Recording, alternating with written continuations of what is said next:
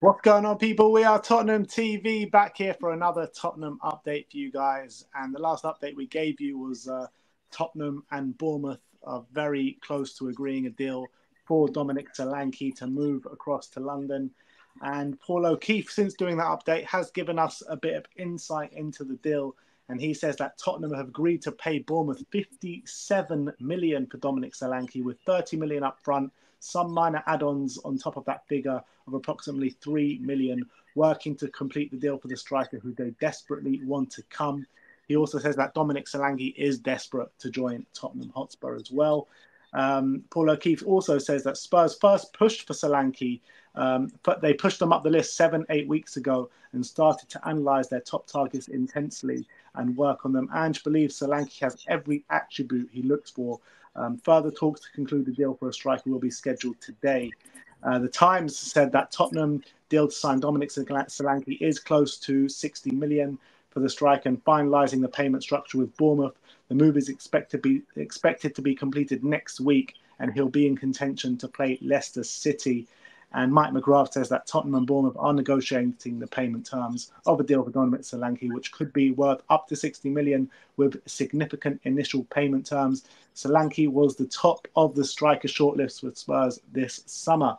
And the Independent say that Solanke believes that signing for Tottenham is a once-in-a-lifetime opportunity. And those are the things you like to hear about incoming players, don't you? And that's a player who plays for Chelsea and Liverpool. Tottenham's a once-in-a-lifetime opportunity. In terms of when the fee, Tottenham ring, it's a different ring. Exactly, that Ange pull. Yeah, in terms of the fee, obviously 30 million initial fee. That's obviously a lot better than paying 65 million upfront for the release clause. So Tottenham have done really well to negotiate that down and get favourable payment terms. Obviously, the fact that Bournemouth are willing to sell means I think they probably wanted to sell, which is quite interesting. For that, it's a significant fee. Obviously, it's fairly similar to the fee we paid for Richarlison. I think it's a good fee for Bournemouth, and they can reinvest that a lot. But I think for Tottenham as well, you look at that kind of fee for a striker who scored 19 goals at his age, who's definitely his career trajectory is definitely going up. I think it's not a terrible fee to pay as well. It's probably a bit of an overpayment, but I don't think it's massive overpayment in my opinion for a striker of what he gives and his profile, and is exactly what Ange is saying. It's the profile that he's been looking for. I've been doing a lot of just research into how he plays, watching a lot of clips from him, and what I've noticed definitely from what I see from him is he makes a lot from lost causes. The amount of chance I've seen a lot of clips, I watched a lot of clips from him about the chances he creates and the kind of the shots he has and stuff like that, and a lot of them come from him charging down defenders. There's balls around the corner which he looks like the cause is lost, and he chases it down, wins the ball, and is able to create an opportunity from it. He does make a lot of things, a lot of chances and opportunities just for himself, just from his pure physicality, a bit from dribbling as well. He likes to attack the space for sure. When he drops deep, he's quite good at turning his defender and attacking the space. I do think he has a bit of limitation when he gets into that space where, let's say we're on a counter attack and a direct attack and he's in a lot of space. I think maybe his execution and decision-making when it comes to creating an opportunity can be lacking a bit. That's something he definitely has to improve on. But when he's in the final third in the penalty area and he's making some space for himself, a little movement and a little space for some shot with his physicality, very effective at doing that. And that's going to really stand him in good stead for how we play. And especially when we go direct to him, especially if we can't beat the opposition press and we have to go direct, he's actually really good at making it stick, holding off the opposition defender, making a nuisance of himself, getting between man and ball, and also sustaining an attack. And that's something really valuable and something maybe we've missing. We saw a bit of it from Richarlison, but I think it's going to go up a level now. Solanke's in the team. Yeah, we see Spurs, create a lot of goal-scoring chances from winning the ball high up the pitch, don't we? And I think very early on this season, we've seen Destiny win the ball really high up the pitch and create good chances. I mean, I agree with you. That's what I'm most excited about Dominic Solanke, us really utilising that high press, because I felt like in the early stages of the season we were utilising it, and then it kind of diminished as the season went on, didn't it? Yeah, and maybe, look, Son's obviously a willing runner, and Richarlison also works hard, but I think when you're, in terms of pressing with a purpose and looking to actually win the ball, and also having that physicality to get there before the opposition defender and just make a nuisance of yourself. I think Solanke is definitely his forte is that. I've been looking a lot into his like finishing, and if we're looking for like a finisher who's going to have, you know, Son or Kane level finishing, it's just not Solanke. I'm not saying he's a bad finisher, don't get me wrong, but he's the kind of striker who will finish the kind of chances you expect him to. But when it comes to really difficult finishes from tight angles or one-on-ones where, you know, he has to hit the side netting, I haven't seen too many of those. A lot of the finishes have just been him in the central areas, using his physicality to get ahead of defenders and poachers' chances, always being on the move, getting headers on goal, getting ahead of defenders, and little cute finishes right at the front post. But if we're looking at, like, you know, Son-esque finishes from tight angles where it's going to hit the side netting, the same with where Harry Kane, you know, that classic Kane finish from the right-hand side of the penalty area across the keeper right into the side netting. I haven't looked. Maybe it's just the way. They call that the Will Lancashire finish now. The Will Lancashire finish. Maybe he's got it in him to do it, and that's just not his role at Bournemouth. But from what I've seen from his finishing, he doesn't seem to have too many of those. So it's going to be about the amount of chances we create for him from cutbacks. But he can create chances for himself. But whether he finishes those chances, I haven't seen too much evidence of that as of yet.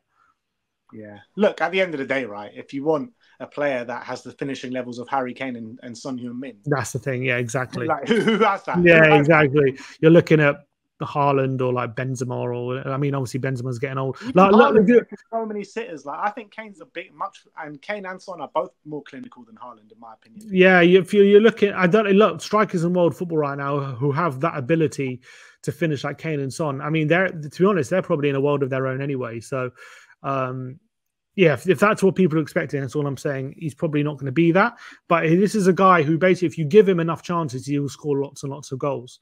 And as well, you know, I could have told you before Salah joined Liverpool, his finishing wasn't very good, and then he took it up a notch. You know what I mean? So players can improve. Players definitely can take their games up a level when playing with better players, and maybe Solanke can do that. I'm just saying, from what I've seen from his finishing, the goals he's been scoring, a lot of them are very similar to the goals Richarlison was scoring last season. And that's not a bad thing. It's just something to note. It'll go up. Volume. There's more volume there for Solanke. Yeah.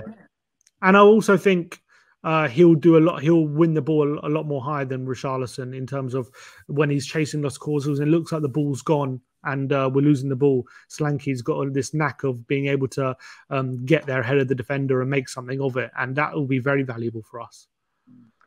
Paul O'Keefe also says that signing a new winger remains the plan for Tottenham now in the next days or weeks, whatever it may be.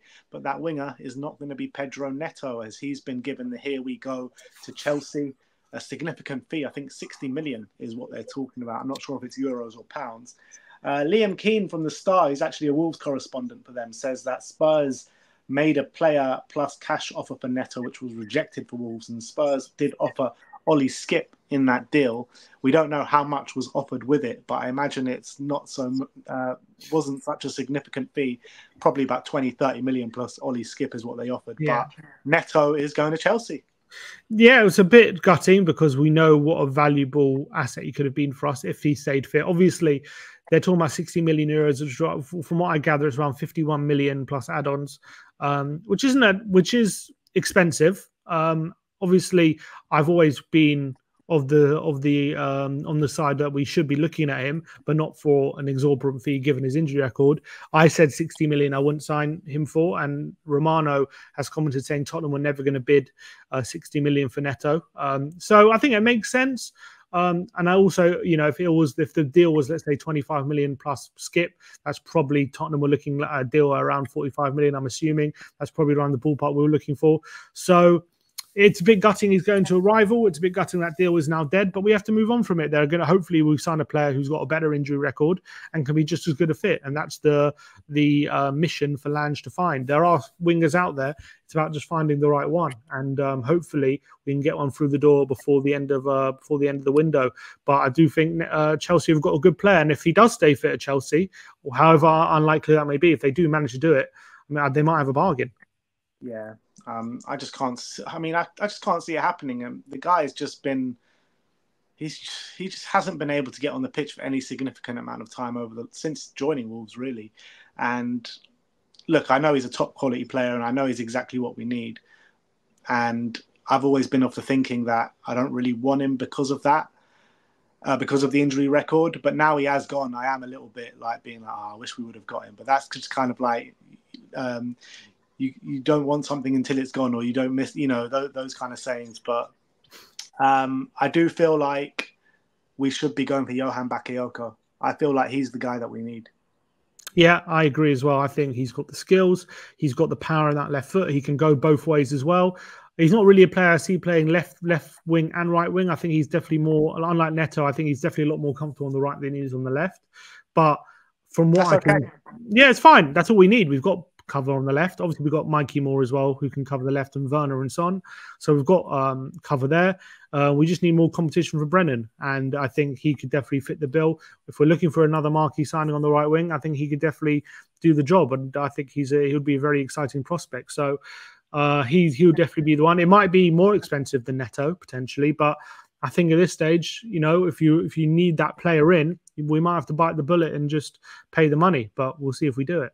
Moving on, there's an exclusive by Lyle Thomas. Barcelona have been making inquiries about Tottenham left-back Sergio Reguilon, exploring the conditions of a potential deal with just 1 year remaining of his contract. Do you feel like this is a deal that could potentially get over the line? Well, look, I think it's a bit of a surprise considering how his time went in Spain for Atletico recently, and for Man United, didn't he flattered to deceive a bit? Albeit he did impress at Brentford. Maybe they're thinking of it as Spanish international, good cover at left back if they need one. I'm not sure who starts at left back for Barca right now. Off the top of my head, I think it might be a young player. I can't think who. I don't know who will replace Jordi Alba at left back. I think. Oh, is it Balde? They've got Balde. So probably just want cover there. That's the reality. So I think it's not a bad option for cover. I think he's a good player. He's proven that he can play in the La Liga for Sevilla anyway. So maybe they're thinking if it's a loan deal till the end of the season with an option to buy or something, one of these deals that we've that's been common in the recent few years. But he's only got a year left, so if it's a loan deal, he goes on a free at the end. Yeah, you say that, but everyone, what's it called? All these deals like Dyer went on loan, but then they had an obligation or whatever. Raya as well. So I think there's a way of doing it where we get money even if it is a loan. So maybe it's one of those deals they're looking at, and it could be a cheap deal. And if he impresses, they can keep him on. So yeah, I think it'll be a surprise considering the size of the club. But also, if he's backup left back, is it that bad of a deal? Maybe not.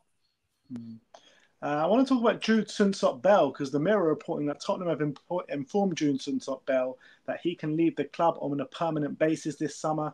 The forward has received interest from the UK and from foreign sides as well. And this is something actually I spoke about with Brian Daigle on the update a couple of days ago. Like, the guy's 20 years old now. He was up in contention for PL2 Player of the Year last year with the likes of Jamie Donnelly. But he wasn't training with the first team at all this year, didn't go on the tour. He was stuck with the under-21s and the oldest player by some distance that was part of that squad. So this one does make complete sense really for me.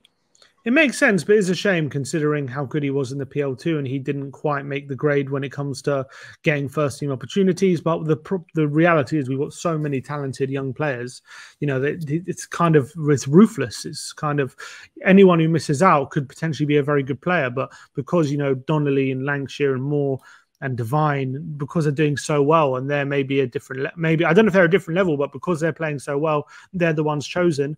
It's left people like Sontop-Bell out in the cold. Doesn't mean he's a bad player. Doesn't mean he doesn't have a big future. It just means we have to kind of be a bit ruthless in terms of who we give opportunities to because of the wealth of talent we have. So if he does leave on permanent, I wish him all the best. I don't see us getting a big fee. Albeit, what's frustrating is when you see Man City, how they sell their talents for decent money, even when they haven't made many appearances. It begs the question why we can't do something similar, but maybe it's just because, I don't know, they go on loan deals maybe and they prove themselves on a higher stage than our players. But look, it would be a shame to let him go and then him go on to better things and prove he's a good player. But we just have to we have to make a decision, and looks like we've made one. Yeah, the reality is he's got a year left in his contract, I believe. 1 year left in his contract.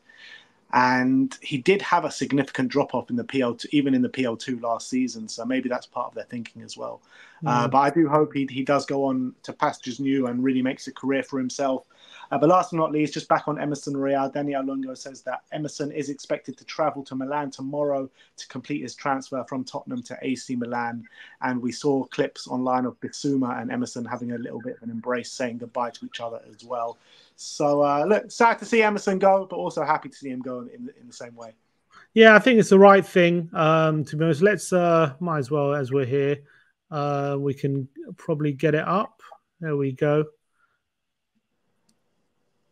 Emerson and Bissouma. That's Bissouma saying bye to Emerson. Lovely little moment. Some saying that maybe because Emerson saying, "Oh, I'm going to come" or something, or Bissouma saying you're going to come to Milan. Maybe people saying, you know, is Bissouma asking him to put a good word in or something? Maybe he wants that Milan move as well. But yeah, I wish him all the best. Obviously, he's a very popular member of the dressing room, so I'm sure everyone's going to miss him. But I think when it comes to the football we play, yeah, I think it's the right thing to do. Yeah, absolutely. And that is your Tottenham update for today. Let me know in the comment section below your thoughts regarding all the news stories we've talked about today. Like, subscribe, and comment. And as always, come on, you Spurs.